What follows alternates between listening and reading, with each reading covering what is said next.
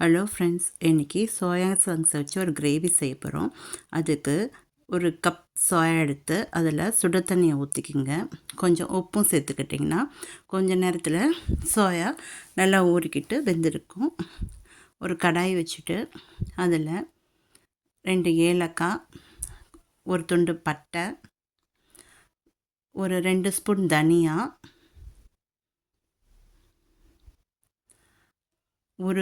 ஒரு ஸ்பூன் மிளகு, ஒரு ஸ்பூன் சீரகம், ஒரு ஸ்பூன் சோம்பு,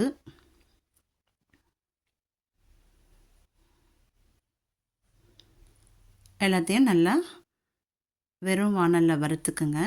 அதுக்கு தேவையான காஞ்ச மிளகாய் ஒரு 4 சேர்த்துக்குங்க. ஒரு 10 முந்திரி பருப்பையும் சேர்த்துக்குங்க. சேர்த்துட்டு எல்லாத்தையும் நல்லா வறுத்துடுங்க. வறுத்து அதை ஒரு பொடியாக பண்ணி வச்சுக்கோங்க. அதே கடாயில் கொஞ்சோண்டு எண்ணெய் விட்டு ஒரு துண்டு பட்டை, ஒரு கிராம்பு போட்டு தாளிச்சிட்டு ஏலக்காவும் போட்டுக்குங்க. ஒரு 2 வெங்காயம் பொடிசாக அரிஞ்சு போட்டு வதக்கிக்குங்க. வெங்காயம் வதக்கிறது நான் கொஞ்சோண்டு கல்லுப்பு சேர்த்துக்கிட்டேன். இஞ்சி பூண்டு பேஸ்ட்டும் சேர்த்துக்குங்க.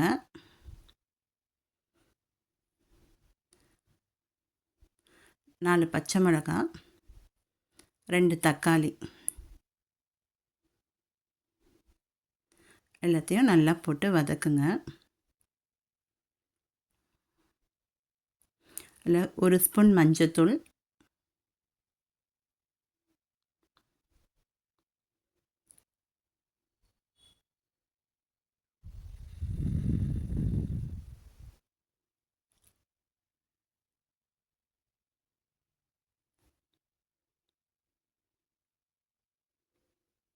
ஒரு ஸ்பூன் கரம் மசாலா தூள்,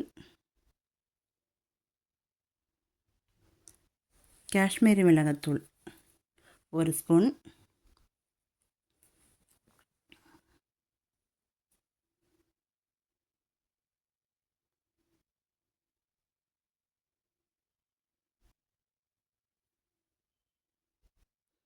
கொஞ்சோண்டு தண்ணி ஊற்றுக்குங்க.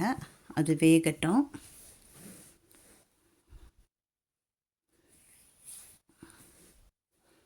நம்ம பொடி வறுத்து அரைச்ச பொடியை அதில் ஒரு 2 ஸ்பூன் சேர்த்துக்குங்க.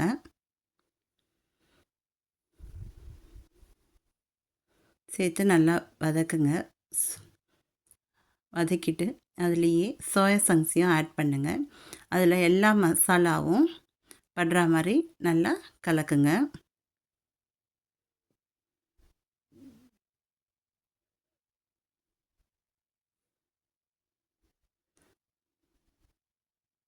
அதில் தேவையான அளவுக்கு தண்ணி விட்டு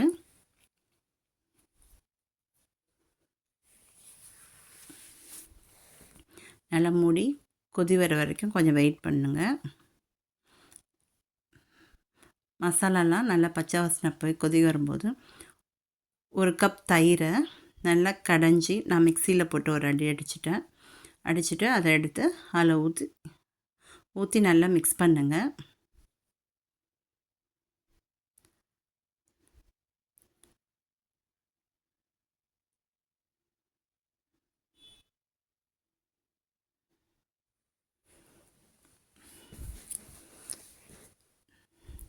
தேவையான தண்ணி ஊற்றி நல்லா கலந்து விடுங்க.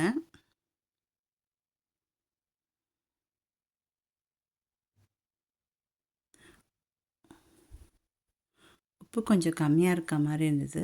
அதனால் நான் ஒரு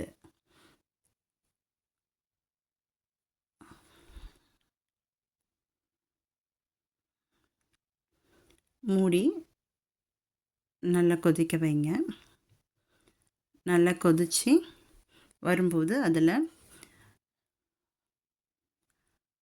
கொத்தமல்லி தழை தூவி